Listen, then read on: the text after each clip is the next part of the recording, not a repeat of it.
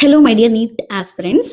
Already reNEET exam date announce ಆಗಿದೆ. ನಿಮಗೆ almost 35 days hardly time ಇದೆ ಅಂತ ಅನ್ಕೊಳ್ಳೋಣ. ಸೊ 35 ಡೇಸ್ ಟೈಮ್ ಇರೋದ್ರಿಂದ ಸೊ ನೀವು ಮತ್ತೆ ರಿವಿಷನ್ ಮಾಡೋದಕ್ಕೆ ಸಾಕಷ್ಟು ಟೈಮ್ ಇಲ್ಲ. ಸೊ ಹಾಗಾಗಿ ನನ್ನ ಪರ್ಟಿಕ್ಯುಲರ್ಲಿ ಬಯಾಲಜಿ ಸಬ್ಜೆಕ್ಟ್ ಅಲ್ಲಿ ಸೊ ಯಾವ ರೀತಿ ರಿವಿಷನ್ ಮಾಡೋದು ಅಂತ ಹೇಳಿ ಕೆಲವೊಂದು ಮೆಥಡಾಲಜೀಸ್ಗಳನ್ನ ನಿಮೋನಿಕ್ಸ್ಗಳನ್ನ ನಾನು ಹೇಳ್ಕೊಡ್ತೀನಿ. ಸೊ ಇವತ್ತಿಂದ ಹಾರ್ಡ್ಲಿ 35 ಡೇಸ್ ಏನಿದೆ ಸೊ ಪ್ರತಿದಿನ ಒಂದೊಂದು ಚಾಪ್ಟರ್ ಅಲ್ಲಿ NCERT ಹೈಲೈಟ್ಸ್ ಏನೇನಿದೆ ಅಂದ್ರೆ ಆಲ್ಮೋಸ್ಟ್ ನೀಟ್ ಕ್ವಶನ್ಸ್ಗಳು ಯಾವ್ದು ಬಂದಿದೆ, KCET ಕ್ವಶನ್ಸ್ಗಳು ಯಾವ್ದು ಬಂದಿದೆ, ಆ ಲೈನ್ಸ್ಗಳನ್ನ ಹೈಲೈಟ್ ಮಾಡಿದ್ದೀನಿ. ಸೊ ಆ ಲೈನ್ಸ್ಗಳನ್ನ ನೀವು ಫಾಲೋ ಅಪ್ ಮಾಡಬೇಕಾಗುತ್ತೆ. ನಾನು ಈ ವಿಡಿಯೋ ಮಾಡ್ತಾ ಇರೋದು ಸೊ ಮ್ಯಾಕ್ಸಿಮಮ್ ಸ್ಟೂಡೆಂಟ್ಸ್ ಅಂತೂ ನೀಟ್ ಪ್ರಿಪರೇಷನ್ ಮಾಡ್ಕೊಂಡಿರ್ತಾರೆ. ಸೊ ಅವ್ರದೇ ಆದಂಥ ಓನ್ ನೋಟ್ಸ್ಗಳು, ಸೊ ಅದಾದ್ಮೇಲೆ ಅವ್ರದೇ ಆದಂಥ ಒಂದು ಮಾಕ್ ಟೆಸ್ಟ್ಗಳು ಸೊ ಎಲ್ಲ ಅಟೆಂಡ್ ಮಾಡಿರ್ತೀರಾ. ಸೊ ಆದ್ರೆ ನಾನು ಈ ವಿಡಿಯೋ ಮಾಡ್ತಿರುವಂಥ ಉದ್ದೇಶ ಏನಪ್ಪಾ ಅಂತ ಹೇಳಿದ್ರೆ ನಿಮಗೆ ಮತ್ತೆ ಇನ್ನ 35 ಡೇಸ್ ಅಲ್ಲಿ ಮೊದಲನೇದ್ರಿಂದ ಆಲ್ಮೋಸ್ಟ್ ಫಸ್ಟ್ PU ಇಂದನೂ ಕೂಡ ನೀವು ರಿವಿಷನ್ ಮಾಡ್ಕೋಬೇಕಾಗತ್ತೆ. ಬಯಾಲಜಿ ಅಂತ ಹೇಳಿದ್ರೆ ನೀಟಲ್ಲಿ 50% ವೇಟೇಜ್ ನ ಕ್ಯಾರಿ ಮಾಡುತ್ತೆ. ಸೊ 360 ಮಾರ್ಕ್ಸ್ಗೆ. ಸೊ ಹಾಗಾಗಿ ನೀವು ಬಯಾಲಜಿಗೆ ಮೋರ್ ಟೈಮ್ ನ ಕೊಡ್ಬೇಕಾಗತ್ತೆ. ಸೊ ನಾನು ಯಾವಾಗ್ಲೂ ಮೆನ್ಷನ್ ಮಾಡ್ತಿರ್ತೀನಿ, ನಿಮ್ಮ ನೀಟ್ ಎಕ್ಸಾಮ್ಸ್ಗೆ ನೀವು ಮೇನ್ ಆಗಿ ರೆಫರ್ ಮಾಡಬೇಕಾಗಿರೋದು NCERT text book. NCERT is ultimate source. Each and every line ಕೂಡ ಕ್ವಶನ್ ಫ್ರೇಮ್ ಮಾಡ್ತಾರೆ. ನೀವು ಅಟೆಂಡ್ ಮಾಡ್ತೀರಾ MCQ ಡೈಲಿ. ಮ್ಯಾಮ್ ನಾನು 500 MCQs ಮಾಡ್ತಾ ಇದ್ದೀನಿ, 1000 MCQs ಮಾಡ್ತಾ ಇದ್ದೀನಿ ಮಾಡಿ.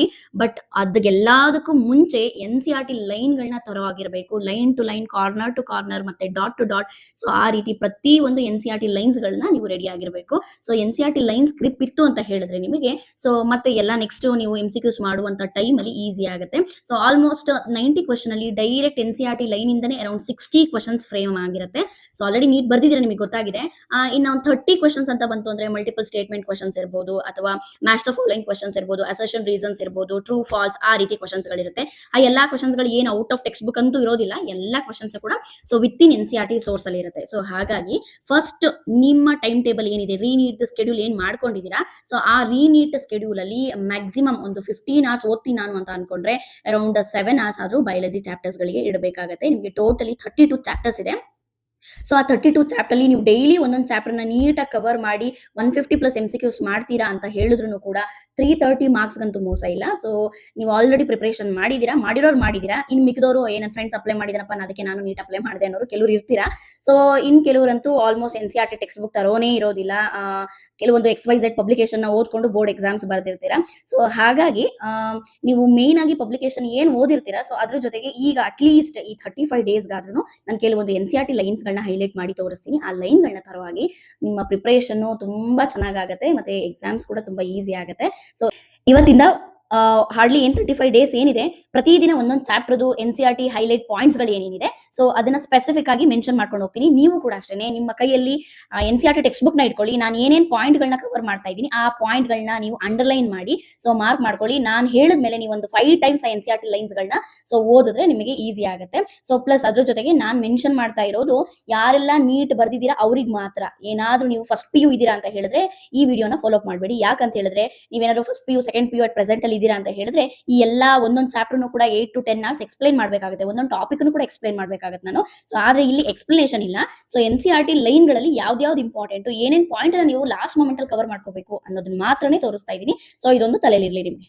ಫಸ್ಟ್ ನಾನು ಆಲ್ಮೋಸ್ಟ್ ಸೆಕೆಂಡ್ PU ನೀವು ಬೋರ್ಡ್ ಎಕ್ಸಾಮ್ ಬರ್ದು ಬಂದಿರೋದ್ರಿಂದ ಸೆಕೆಂಡ್ PU ಚಾಪ್ಟರ್ ಗಳು ಈಸಿ ಆಗುತ್ತೆ, ಮರ್ತೋಗಿರಲ್ಲ ನಿಮಗೆ. ಸೊ ಹಾಗಾಗಿ ಸೆಕೆಂಡ್ PU ಅಲ್ಲಿ ಕೆಲವೊಂದು ಈಸಿ ಚಾಪ್ಟರ್ಸ್ ಗಳು ಏನೇನಿದೆ ಫಾರ್ ಎಕ್ಸಾಂಪಲ್ ರಿಪ್ರೊಡಕ್ಷನ್ಸ್ ಇರ್ಬೋದು, ಸೊ ಎಕಾಲಜಿ ಎನ್ವೈರನ್ಮೆಂಟ್ ಇರ್ಬೋದು, ಮೈಕ್ರೋಬ್ಸ್ ಇರ್ಬೋದು, ಇಂಥ ಚಾಪ್ಟರ್ಗಳನ್ನ ನಾನು ಫಸ್ಟ್ ಹೈಲೈಟ್ ಮಾಡಿ ತೋರಿಸ್ತೀನಿ. ಈ ಪಾಯಿಂಟ್ ಗಳನ್ನ ಕವರ್ ಮಾಡ್ಕೊಳ್ಳಿ ಅಂತ ಹೇಳಿ ನನ್ನ ವಿಡಿಯೋ ನೋಡುವಾಗ ನೀವು NCERT ಟೆಕ್ಸ್ಟ್ ಬುಕ್ ನ ಜೊತೆಗೇನೆ ಇಟ್ಕೊಂಡು ಸೊ ನಾನು ಯಾವ್ಯಾವ ಪಾಯಿಂಟ್ ಗಳನ್ನ ಅಂಡರ್ಲೈನ್ ಮಾಡ್ಕೊಂಡು ಹೋಗ್ತೀನಿ, ಯಾವ್ದಾವ್ದಕ್ಕೆ ಇಂಪಾರ್ಟೆನ್ಸ್ ಕೊಡ್ತೀನಿ, ನೀವು ಕೂಡ ಅಷ್ಟೇ ಆ ಪಾಯಿಂಟ್ ಗಳನ್ನ ಹೈಲೈಟ್ ಮಾಡ್ಕೊಳ್ಳಿ. ಮತ್ತೆ ಪುನಃ ಒಂದು 5 to 10 ಟೈಮ್ಸ್ ರಿಪೀಟ್ ಮಾಡಿ ಆಮೇಲೆ ಇದ್ರ ಮೇಲೆ MCQs ಮಾಡಿ.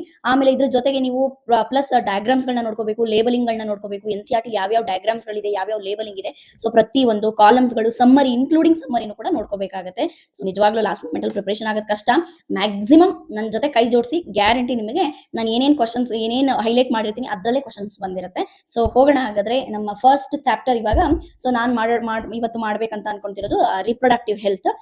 ಸೊ ಇದು ಆಕ್ಚುಲಿ ಬೋರ್ಡ್ ಅಲ್ಲಿ ಹೇಳ್ತೀನಿ ಅಂತ ಹೇಳೋದಾದ್ರೆ ಅರೌಂಡ್ 7 to 8 hours ಟೈಮ್ ಬೇಕು.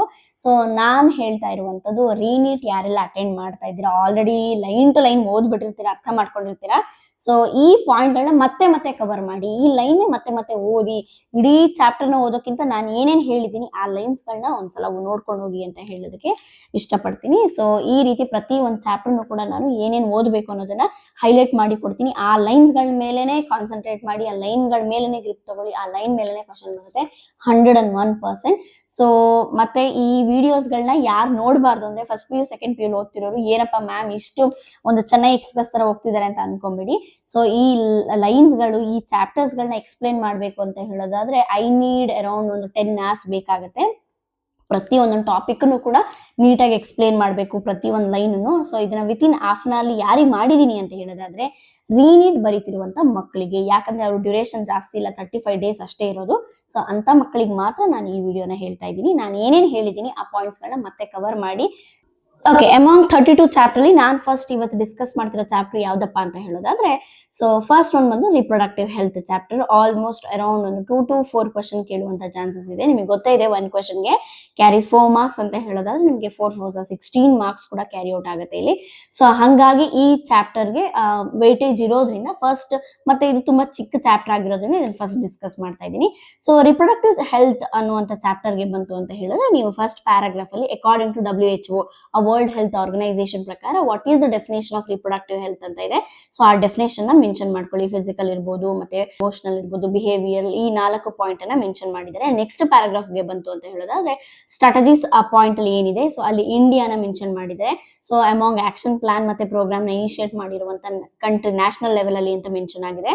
ಮತ್ತೆ ಈ ಆಕ್ಷನ್ ಪ್ಲಾನ್ ಮತ್ತೆ ಪ್ರೋಗ್ರಾಮ್ಸ್ ಏನಿದೆ ಅದಕ್ಕೊಂದು ನೇಮ್ ಕೊಟ್ಟಿದ್ದಾರೆ, ಫ್ಯಾಮಿಲಿ ಪ್ಲಾನಿಂಗ್ ಅಂತ ಹೇಳಿ. ಫ್ಯಾಮಿಲಿ ಪ್ಲಾನಿಂಗ್ ಇನಿಷಿಯೇಟ್ ಆಗಿದೆ ಯಾವಾಗಪ್ಪ ಅಂತ ಹೇಳಿದ್ರೆ 1951 ಅಂತ ಹೇಳಿ ಮೆನ್ಷನ್ ಆಗಿದೆ. ಸೊ ಅದು ಕೂಡ ಆಮೇಲೆ ಅದರ ಅಂಡರ್ಲಿ ವರ್ಕ್ ಮಾಡ್ತಾ ಇರುವಂತಹ ಸೆಕ್ಟಾರ್ಸ್ ಗಳಲ್ಲಿ RCH ಪ್ರೋಗ್ರಾಮ್ ಅಂತ ಇದೆ. RCH ಫುಲ್ ಫಾರ್ಮ್ ತುಂಬಾ important, reproductive and child health care ಅಂತ ಹೇಳಿ ಮೆನ್ಷನ್ ಆಗಿದೆ. ಸೊ ಅದಾದ್ಮೇಲೆ ಆಮ್ನಿಯೋಸೆಂಟೆಸಿಸ್ ಪ್ಯಾರಾಗ್ರಾಫ್ ಗೆ ಬನ್ನಿ. ಆಮ್ನಿಯೋಸೆಂಟೆಸಿಸ್ ನ ಯಾವ ರೀತಿ ಮಿಸ್ಯೂಸ್ ಮಾಡ್ತಾ ಇದ್ರು ಫೀಮೇಲ್ ಫಿಟಿಸೈಡ್ಸ್, ಹೆಣ್ಣು ಭ್ರೂಣ ಹತ್ಯೆ ಮಾಡೋದಕ್ಕೆ, ಪ್ಲಸ್ ಅದನ್ನ ಯಾಕೆ ಆಕ್ಚುಲಿ ಯೂಸ್ ಮಾಡಬೇಕಾಗಿತ್ತು ಅಂತ ಹೇಳೋದಾದ್ರೆ ಸೊ ಕೆಲವೊಂದು ಜೆನೆಟಿಕ್ ಡಿಸಾರ್ಡರ್ಸ್ ಗಳನ್ನ ಕ್ಯೂರ್ ಮಾಡೋದಕ್ಕೆ, ಎಕ್ಸಾಂಪಲ್ಸ್ ಡೌನ್ ಸಿಂಡ್ರೋಮ್ ಇರ್ಬೋದು, ಹಿಮೋಫಿಲಿಯಾ, ಸಿಕಲ್ ಸೆಲ್ ಅನಿಮಿ, ಅದನ್ನೆಲ್ಲ ಮೆನ್ಷನ್ ಆಗಿದೆ. ಸೊ ಆ ಪ್ಯಾರಾಗ್ರಾಫ್ ನ ಹೈಲೈಟ್ ಮಾಡ್ಕೊಳ್ಳಿ. ಸೊ ಅದಾದ್ಮೇಲೆ ನಿಮಗೆ ಸಹೇಲಿ ಓರಲ್ ಕಾಂಟ್ರಾಸೆಪ್ಟಿವ್ ಬಗ್ಗೆ ಇದೆ. ಸೊ ಅದನ್ನ ಫಸ್ಟ್ ಯಾವ ಒಂದು ಇನ್ಸ್ಟಿಟ್ಯೂಷನ್ ಪ್ರಿಪೇರ್ ಮಾಡಿದ್ದು, so CDRI central drug research institute, ಮತ್ತೆ ಅದು ಎಲ್ಲಿದೆ, ಲಕ್ನೋದಲ್ಲಿ ಇದೆ ಅಂತ ಮೆನ್ಷನ್ ಆಗಿದೆ. ಸೊ ಅದಾದ್ಮೇಲೆ ಕೆಲವೊಂದು ನಂಬರಿಂಗ್ ಗಳಿದೆ. ಸೊ ಅಂದ್ರೆ so according to 2001 census, so ಆ ತರ 2011 ಸೆನ್ಸಸ್ ಇಷ್ಟಿತ್ತು ವರ್ಲ್ಡ್ ಪಾಪ್ಯುಲೇಷನ್ ಹಿಂಗೆ ಹೇಗೆ ಅಂತ ಇದೆ. ಸೊ ಅದನ್ನ ಸ್ವಲ್ಪ ನಂಬರ್ಗಳ ಮೇಲೆ ಕಾನ್ಸಂಟ್ರೇಟ್ ಮಾಡಿ. ಸೊ ಈ 18 years marriageable age group in female, ಮತ್ತೆ 21 marriageable age group in case of male ಅಂತ ಮೆನ್ಷನ್ ಆಗಿದೆ. ಸೊ ಅದಾದ್ಮೇಲೆ ಹಮ್ದು ಹಮಾರೆದು ಒಂದು ಪ್ಯಾರಾಗ್ರಾಫ್ ಇದೆ, ಅದನ್ನೊಂದ್ಸಲ ನೋಡ್ಕೊಳ್ಳಿ. ಒಂದ್ 2-3 ಲೈನ್ ಅಲ್ಲಿ ಇಂಪಾರ್ಟೆಂಟ್ ಅಷ್ಟೇ, ಜಾಸ್ತಿ ಏನಿಲ್ಲ. ಸೊ ಅದಾದ್ಮೇಲೆ ಐಡಿಯಲ್ ಕಾಂಟ್ರಾಸೆಪ್ಟಿವ್ ಆಗಿ ಆಕ್ಟ್ ಮಾಡಬೇಕು ಅಂತ ಹೇಳೋದಾದ್ರೆ ಸೊ ಏನೆಲ್ಲಾನು ಫಾಲೋ ಮಾಡಬೇಕು, ಯೂಸರ್ ಫ್ರೆಂಡ್ಲಿ ಇರಬೇಕು, ಮತ್ತೆ ಲೀಸ್ ಸೈಡ್ ಎಫೆಕ್ಟ್ ಇರಬೇಕು. ಸೊ ಆ ಒಂದು ಪ್ಯಾರಾಗ್ರಾಫ್ 3 lines ಏನಿದೆ ಅದು ಮೋಸ್ಟ್ ಇಂಪಾರ್ಟೆಂಟ್.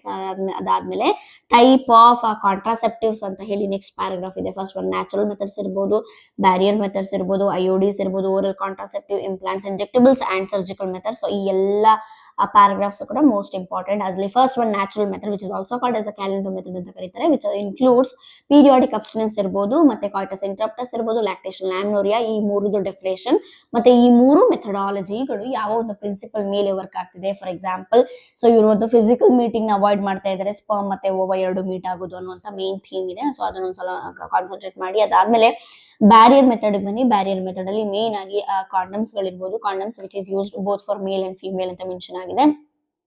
ಸೊ ಮತ್ತೆ ಅದು ಲೇಟೆಕ್ಸ್ ಶೀತಿಂದ ಆಗಿದೆ. ಸೊ ಅದೆಲ್ಲ ಪ್ರೊಸೀಜರ್ ಏನೇನಿದೆ ಅದನ್ನ ನೋಡ್ಕೊಳ್ಳಿ. ಸೊ ಅದಾದ್ಮೇಲೆ ಸೊ ಫಿಮೇಲ್ ಯೂಸ್ ಮಾಡಬಹುದಾದಂತ ಬ್ಯಾರಿಯರ್ಸ್ ಯಾವ್ದು ಅಂತ ಹೇಳಿ ಮೆನ್ಷನ್ ಆಗಿದೆ. ಆ ಸರ್ವೈಕಲ್ ವಾಲ್ಸ್ ಇರ್ಬೋದು, ಸೊ ಅದಾದ್ಮೇಲೆ ಸರ್ವೈಕಲ್ ಕ್ಯಾಪ್ಸ್ ಇರ್ಬೋದು, ಸೊ ಡಯಾಫ್ರಮ್ಸ್ ಇರ್ಬೋದು, ಈ ಎಲ್ಲ ಒಂದು ಬ್ಯಾರಿಯರ್ಸ್ ಗಳನ್ನ ಯೂಸ್ ಮಾಡಬಹುದು ಫಿಮೇಲ್ ಅಂತಾನು ಕೂಡ ಮೆನ್ಷನ್ ಮಾಡಿದ್ದಾರೆ. ಮತ್ತೆ ಈ ಬ್ಯಾರಿಯರ್ಸ್ ಗಳ ಜೊತೆಗೆ ಸ್ಪರ್ಮಿಸಿಡಲ್ ಕ್ರೀಮ್ಸ್ ಇರ್ಬೋದು, ಜೆಲ್ಲೀಸ್ ಫೋಮ್ಸ್ ಗಳನ್ನ ಕೂಡ ಯೂಸ್ ಮಾಡಬೇಕು ಅಂತ ಹೇಳಿ ಆ ಪ್ಯಾರಾಗ್ರಾಫ್ ಮೆನ್ಷನ್ ಆಗಿದೆ. ಸೊ ಅದನ್ನೊಂದ್ಸಲ ನೋಡ್ಕೊಳ್ಳಿ.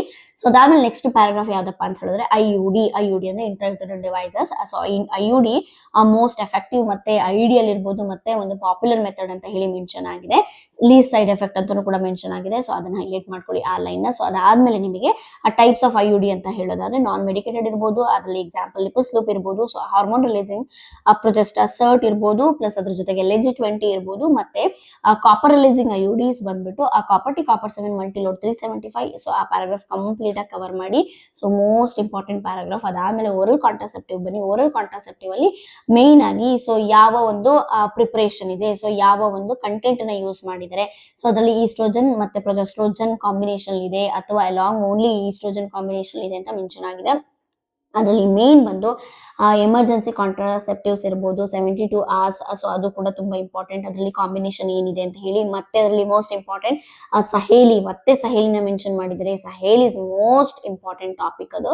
ಸೊ ಸಹೇಲಿ ಬಂದು ನಾನ್ ಸ್ಟಿರಾಯ್ಡಲ್ ಪ್ರಿಪರೇಷನ್ ಮತ್ತೆ ಒನ್ಸ್ ಅ ವೀಕ್ ಪಿಲ್ ಅಂತಾನು ಕೂಡ ಕರೀತಾರೆ. ಸೊ ಮತ್ತೆ ಎಫೆಕ್ಟಿವ್ ಕಾಂಟ್ರಾಸೆಪ್ಟಿವ್ ಅಂತ ಹೇಳಿ ಆ ಪ್ಯಾರಾಗ್ರಾಫ್ ನ ಕವರ್ ಮಾಡ್ಕೊಳ್ಳಿ. ಅದಾದ್ಮೇಲೆ ನೆಕ್ಸ್ಟ್ ಇಂಜೆಕ್ಟಬಲ್ ಇಂಪ್ಲಾಂಟ್ಸ್ ಗಳು, ಸೊ ಅದು ಕೂಡ ಅಷ್ಟೇ ಒಂದು ಲಾಂಗ್ ಟರ್ಮ್ ಪ್ರೆಗ್ನೆನ್ಸಿನ ಅವಾಯ್ಡ್ ಮಾಡೋದಕ್ಕೆ ಯೂಸ್ ಮಾಡ್ತಾರೆ ಅಂತ ಮೆನ್ಷನ್ ಆಗಿದೆ. ಸೊ ಅದನ್ನೊಂದ್ಸಲ ನೋಡ್ಕೊಳ್ಳಿ.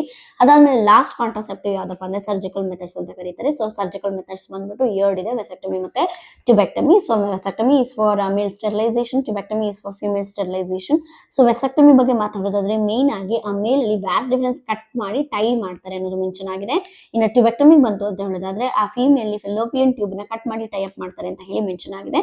ಸೊ 2 ಪ್ರೊಸೀಜರ್ ಕೂಡ ಅಟ್ ಅ ಟೈಮ್ ಓದ್ಕೊಳ್ಳಿ, ಆ ಮೋಸ್ಟ್ ಇಂಪಾರ್ಟೆಂಟ್. ಅದ್ರ ಜೊತೆಗೆ ಕೆಳಗಡೆ ಡಯಾಗ್ರಾಮ್ಸ್ ಗಳಿದೆ. ಸೊ ಡಯಾಗ್ರಾಮ್ಸ್ ಅಲ್ಲಿ ಆ ವ್ಯಾಸ್ ಡಿಫರೆನ್ಸ್ ನ ಕಟ್ ಮಾಡಿ ಟೈ ಮಾಡಿರೋದು, ಲೇಬಲಿಂಗ್ ಇಂಪಾರ್ಟೆಂಟ್. ಈ ಕಡೆ ಒಂದು ಫಿಮೇಲ್ ರಿಪ್ರೊಡಕ್ಟಿವ್ ಸಿಸ್ಟಮ್ ಅಲ್ಲಿ ಫೆಲೋಪಿಯನ್ ಟ್ಯೂಬ್ ನ ಕಟ್ ಮಾಡಿ ಟೈ ಅಪ್ ಮಾಡಿದರೆ ಅದ್ರದ್ದು ಡಯಾಗ್ರಾಮ್ ಪ್ಲಸ್ ಲೇಬಲಿಂಗ್ ನ ನೀಟಾಗಿ ಸ್ಕ್ಯಾನ್ ಮಾಡ್ಕೊಂಡ್ಬಿಡಿ. ಸೊ ಅದಾದ್ಮೇಲೆ ನೆಕ್ಸ್ಟ್ ಬಂತ ಹೇಳೋದಾದ್ರೆ ಸೊ ಮೋಸ್ಟ್ ಇಂಪಾರ್ಟೆಂಟ್ ಅಂದ್ರೆ MTP ಬಗ್ಗೆ ಡಿಸ್ಕಷನ್ ಮಾಡಿದ್ರೆ. MTP which is nothing but medical termination of pregnancy ಅಂತ ಹೇಳಿ ಅದು ಅಬ್ರಿವಿಯೇಷನ್ ಫಾರ್ಮ್ ಇದೆ. ಸೊ ಅದಾದ್ಮೇಲೆ intentional R ವ್ಯಾಲಂಟಿಯರ್ termination of pregnancy before full term ಅಂತ ಹೇಳಿ ಕಂಪ್ಲೀಟ್ ಡೆಫಿನೇಷನ್ ಇದೆ. ಸೊ ಅದನ್ನೊಂದ್ಸಲ ನೋಡ್ಕೊಳ್ಳಿ. ಸೊ ಅದಾದ್ಮೇಲೆ ಸೊ MTP ಎಲ್ಲಿವರೆಗೂ ಫಸ್ಟ್ ಟ್ರೈಮೆಸ್ಟರ್ಸ್ ಇರ್ಬೋದು ಅಥವಾ which is also called as 12 weeks ಅಂತ ಹೇಳ್ತಾರೆ, ಅಥವಾ ಅಪ್ ಟು 3 months ಹೇಳಿ ಮೆನ್ಷನ್ ಆಗಿದೆ. ಅಥವಾ ಸೊ ಅದು ತುಂಬಾನೇ ಇಂಪಾರ್ಟೆಂಟ್. ಅದಾದ್ಮೇಲೆ ಸೈಡ್ ಅಲ್ಲಿ ಒಂದು ಪ್ಯಾರಾಗ್ರಾಫ್ ಇದೆ. ಸೊ ನೀವೇನಾದ್ರೂ ಆ ಫಸ್ಟ್ ಟ್ರೈಮಿಸ್ಟರ್ ಇಂದ ಸೆಕೆಂಡ್ ಟ್ರೈಮಿಸ್ಟರ್ MTP ನ ಮಾಡಿಸ್ಕೊಳ್ಬಹುದು, ಆದ್ರೆ ಇದು ವಿಚ್ ಇಸ್ ಮಚ್ ರಿಸ್ಕಿಯರ್ ಅಂತ ಹೇಳಿ ಮೆನ್ಷನ್ ಆಗಿದೆ. ಸೊ ಆವಾಗ 2 ಮೆಡಿಕಲ್ ಪ್ರಾಕ್ಟೀಷನರ್ಸ್ ನ ಒಂದು ಗೈಡೆನ್ಸ್ ತುಂಬಾ ನೀಡಿದೆ ಅಂತ ಹೇಳಿ ಆ ಸೈಡ್ ಅಲ್ಲಿ ಪ್ಯಾರಾಗ್ರಾಫ್ ಅಲ್ಲಿ ಮೆನ್ಷನ್ ಆಗಿದೆ. ಅದು ಕೂಡ ಮತ್ತೆ MTP ಯಾಕೆ ಎಸೆನ್ಷಿಯಲ್ ಅಂತಾನು ಕೂಡ 2 ಪಾಯಿಂಟ್ ಇದೆ. ಸೊ ಅದನ್ನು ಕೂಡ ಕವರ್ ಮಾಡ್ಕೊಳ್ಳಿ. ಸೊ ಅದಾದ್ಮೇಲೆ MTP ಅರೌಂಡ್ ವರ್ಲ್ಡ್ ಅಲ್ಲಿ ಎಷ್ಟು ನಡೀತಿದೆ 45 to 50 million ಅಂತ ಹೇಳಿ ಮೆನ್ಷನ್ ಆಗಿದೆ. 1/5 ಅಂತ ಹೇಳಿ ಮೆನ್ಷನ್ ಆಗಿದೆ. ಸೊ ಆ ನಂಬರಿಂಗ್ ಎಲ್ಲ ನೀಟಾಗಿ ನೋಡ್ಕೊಳ್ಳಿ.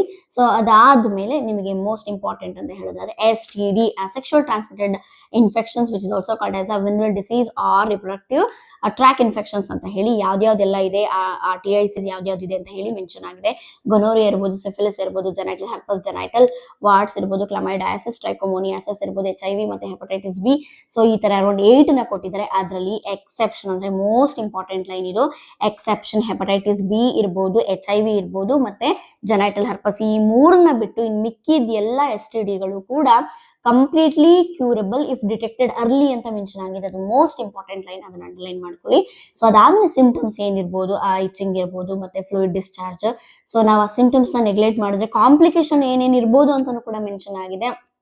For example pelvic inflammatory disease ಆಗುತ್ತೆ, ಸೊ ಎಕ್ಟೋಪಿಕ್ ಪ್ರೆಗ್ನೆನ್ಸಿ ಆಗುತ್ತೆ, ಸ್ಟಿಲ್ ಬರ್ತ್, ಅದೆಲ್ಲ ಮೆನ್ಷನ್ ಆಗಿದೆ. ಅದನ್ನ ಆ 1-2-3 ಲೈನ್ ನೋಡ್ಕೊಳ್ಳಿ. ಸೊ ಅದಾದ್ಮೇಲೆ STD ಬರ್ದಂಗೆ ಯಾವ ರೀತಿ ತಡಿಬಹುದು ನಾವು, ಪ್ರಿವೆನ್ಷನ್ ಹೇಗೆ ಅಂತ ಹೇಳಿ 3 ಪಾಯಿಂಟ್ ಇದೆ. ಅದು ಬೋರ್ಡ್ಗೂ ತುಂಬಾನೇ important. So avoid sex with unknown partner ಅಥವಾ multiple partner, always use a condoms, if any doubts. 3 line ತುಂಬಾನೇ ಇಂಪಾರ್ಟೆಂಟ್. ಅಂಡ್ ಲಾಸ್ಟ್ ಪ್ಯಾರಾಗ್ರಾಫ್ ಬಂದು ಇನ್ಫರ್ಟಿಲಿಟಿ ಪ್ಯಾರಾಗ್ರಾಫ್. ಇನ್ಫರ್ಟಿಲಿಟಿ ಅಂತೂ each and every line important. ಅದರಲ್ಲೂ ಕೂಡ ಯಾವ್ದಾವ್ದು ಇಂಪಾರ್ಟೆಂಟ್ ಪಾಯಿಂಟ್ ಏನಪ್ಪಾ ಅಂತ ಹೇಳೋದಾದ್ರೆ infertility ಬರೋದಕ್ಕೆ ಏನೆಲ್ಲ ಕಾರಣಗಳಿರ್ಬೋದು, ಫಿಸಿಕಲ್ ರೀಸನ್ಸ್ ಇರ್ಬೋದು, ಡ್ರಗ್ ಇರ್ಬೋದು, ಮತ್ತೆ ಕಾಂಜನೈಟಲ್ ರೀಸನ್ ಇರ್ಬೋದು. ಸೊ ಈ ರೀತಿ ಕೆಲವೊಂದು ರೀಸನ್ ಕೊಟ್ಟಿದ್ದಾರೆ, ಒಂದು 4-5 ಪಾಯಿಂಟ್ ಅವುಗಳನ್ನ ಮೆನ್ಷನ್ ಮಾಡ್ಕೊಳ್ಳಿ. ಸೊ ಅದಾದ್ಮೇಲೆ ಈ ಒಂದು ಇನ್ಫರ್ಟಿಲಿಟಿಯಿಂದ ಹೊರಗಡೆ ಬರಬೇಕು ಅಂದ್ರೆ we have to use assisted reproductive technology ARTs ಅಂತ ಮೆನ್ಷನ್ ಆಗಿದೆ. ಸೊ ARTs ಯಾವ್ದು ಇದೆಯಪ್ಪ ಅಂತ ಹೇಳಿದ್ರೆ starting from IVF, ET, ZIFT, GIFT, IUT ಇರ್ಬೋದು, AI ಇರ್ಬೋದು, ICSI ಇರ್ಬೋದು. ಸೊ ಈ ಎಲ್ಲ ಒಂದು ಅಸಿಸ್ಟೆಡ್ ರಿಪ್ರೊಡಕ್ಟಿವ್ ಟೆಕ್ನಾಲಜಿ ಏನಿದೆ ಅವುಗಳದ್ದು ಫುಲ್ ಫಾರ್ಮ್, ಅಬ್ರಿವಿಯೇಷನ್ ಫಾರ್ಮ್ ಅನ್ನ ಫಸ್ಟ್ ನೋಡ್ಕೋಬೇಕಾಗುತ್ತೆ, ಮೋಸ್ಟ್ ಇಂಪಾರ್ಟೆಂಟ್. ಅದ್ರ ಜೊತೆಗೆ ಫಾರ್ ಎಕ್ಸಾಂಪಲ್ IVF, ET ಅಂತ ಹೇಳಿದ್ರೆ ಯಾವ ರೀತಿ ಪ್ರೊಸೀಜರ್ ನ ಮಾಡ್ತಾರೆ. ಸೊ ಆ ಪ್ರೊಸೀಜರ್ ಅಲ್ಲೇ ಇದೆ 2 line. For example ova from the donor or wife ಅಥವಾ sperm from donor or husband ನ ಸೊ ಒಂದು ಬಾಡಿಯಿಂದ ಹೊರಗಡೆ ಇನ್ವಿಟ್ರೋ ಫರ್ಟಿಲೈಸೇಷನ್ ಮಾಡುವಂತ procedure, followed by ZIFT, ZIFT zygote intrafallopian transfer. Embryo transfer 2 ತರ ಇರುತ್ತೆ. ಸೊ ZIFT ಇರ್ಬೋದು ಅಥವಾ IUT ಇರ್ಬೋದು. ZIFT ಏನಕ್ಕೆ ಮಾಡ್ತಾರಪ್ಪ ಅಂತ ಹೇಳಿದ್ರೆ ಝೈಗೋಟ್ ಇಂಟ್ರಾಫೆಲೋಪಿಯನ್ ಟ್ರಾನ್ಸ್ಫರ್, ಏನಾದ್ರೂ ಎಂಬ್ರಿಯೋ ಅಪ್ ಟು 8 ಬ್ಲಾಸ್ಟೋಮಿಯರ್ ಇತ್ತು ಅಂತ ಹೇಳೋದಾದ್ರೆ 8 ಬ್ಲಾಸ್ಟೋಮಿಯರ್ ಇರೋದನ್ನ ಡೈರೆಕ್ಟ್ಲಿ ಫೆಲ್ಲೋಪಿಯನ್ ಟ್ಯೂಬಿಗೆ ಟ್ರಾನ್ಸ್ಫರ್ ಮಾಡೋದನ್ನ ಜಿಫ್ಟ್ ಅಂತ ಕರೀತಾರೆ. ಅಥವಾ ಸೊ ಮೋರ್ ದ್ಯಾನ್ 8 ಆಯ್ತು ಅಂತ ಅನ್ಕೊಳ್ಳಿ, ಫಾರ್ ಎಕ್ಸಾಂಪಲ್ 16 ಆದಾಗ ಸೊ ಫೆಲ್ಲೋಪಿಯನ್ ಟ್ಯೂಬಿಗೆ ಟ್ರಾನ್ಸ್ಫರ್ ಮಾಡಕ್ ಆಗೋದಿಲ್ಲ, ಡೈರೆಕ್ಟ್ ಆಗಿ ಯುಟ್ರಸ್ ಟ್ರಾನ್ಸ್ಫರ್ ಮಾಡಬೇಕು, ಅದನ್ನ IUT ಇಂಟ್ರಾಯುಟರಿನ್ ಟ್ರಾನ್ಸ್ಫರ್ ಅಂತ ಕರೀತಾರೆ. ಸೊ ಈ ಎರಡು ಲೈನ್ಸ್ ಸಖತ್ ಇಂಪಾರ್ಟೆಂಟ್. ಸೊ ಅವುಗಳನ್ನ ಹೈಲೈಟ್ ಮಾಡಿ. ಸೊ ಅದಾದ್ಮೇಲೆ ಗ್ಯಾಮೆಟ್ ಇಂಟ್ರಾಫಿಲೋಪಿಯನ್ ಟ್ರಾನ್ಸ್ಫರ್ನ ಯಾರಿಗೆ ಮಾಡ್ತಾರೆ, ಸೊ ಏನಾದ್ರೂ ಫೀಮೇಲ್ ಅಲ್ಲಿ ಗ್ಯಾಮೆಟ್ ಪ್ರೊಡಕ್ಷನ್ ಆಗ್ತಾ ಇಲ್ಲ ಅನ್ನೋ ಟೈಮಲ್ಲಿ ಡೈರೆಕ್ಟ್ ಆಗಿ ಫೆಲೋಪಿಯನ್ ಟ್ಯೂಬಿಗೆ ಟ್ರಾನ್ಸ್ಫರ್ ಮಾಡ್ತಾರೆ ಅಂತ ಹೇಳಿ ಮೆನ್ಷನ್ ಆಗಿದೆ. ಆಮೇಲೆ ICSI ಬಂದ್ಬಿಟ್ಟು ಸೊ ಇಂಟ್ರಾಸೈಟೋಪ್ಲಾಸ್ಮಿಕ್ ಸ್ಪರ್ಮ್ ಇಂಜೆಕ್ಷನ್, ಡೈರೆಕ್ಟ್ ಆಗಿ ಓವಾನ ತಗೊಂಡು ಒಂದು ಇಂಜೆಕ್ಷನ್ ನೀಡಲ್ ನ ಮೂಲಕ ಸ್ಪರ್ಮ್ ನ ಪಾಸ್ ಮಾಡೋ ಪ್ರೊಸೀಜರ್ ಇದೆ.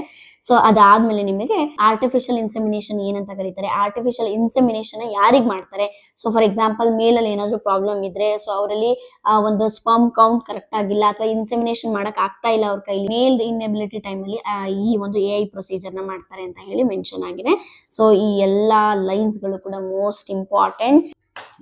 ರೀನೀಟ್ ನ ಬರೀತಿರುವಂತ ಎಲ್ಲ ಆಸ್ಪಿರೆಂಟ್ಸ್ ಗಳಿಗೆ ಆಲ್ ದಿ ಬೆಸ್ಟ್ ಹೇಳೋದಕ್ಕೆ ಇಷ್ಟಪಡ್ತೀನಿ. ಸೊ ಅದ್ರ ಜೊತೆಗೆ ನೀವು ರೀನೀಟ್ ಗೆ ಏನ್ ಟೈಮ್ ಟೇಬಲ್ ಫ್ರೇಮ್ ಮಾಡಿದಿರಾ, 15 hours ಓದ್ಲೇಬೇಕು ಅಂತ ಹಾಕೊಂಡಿರ್ಬೇಕು ನೀವು ಟೈಮ್ ಟೇಬಲ್. ಸೊ ಅದರಲ್ಲಿ ಸೊ ಮ್ಯಾಕ್ಸಿಮಮ್ ಒಂದು 8 hours ಆದ್ರೂ ಕೂಡ ನನ್ನ ಒಂದು ಸಬ್ಜೆಕ್ಟ್ ಗೆ ಇಡಬೇಕಾಗತ್ತೆ. ಬಿಕಾಸ್ ನನ್ನ ಸಬ್ಜೆಕ್ಟ್ ಮೋಸ್ಟ್ ಇಂಪಾರ್ಟೆಂಟ್, 50% ವೇಟೇಜ್ ನ ಕ್ಯಾರಿ ಮಾಡ್ತಾ ಇದೆ ಅರೌಂಡ್ 360 marks ಗೆ. ಸೊ ಹಾಗಾಗಿ ಒಂದು 8 hours ಆದ್ರೂ ಓದಿ.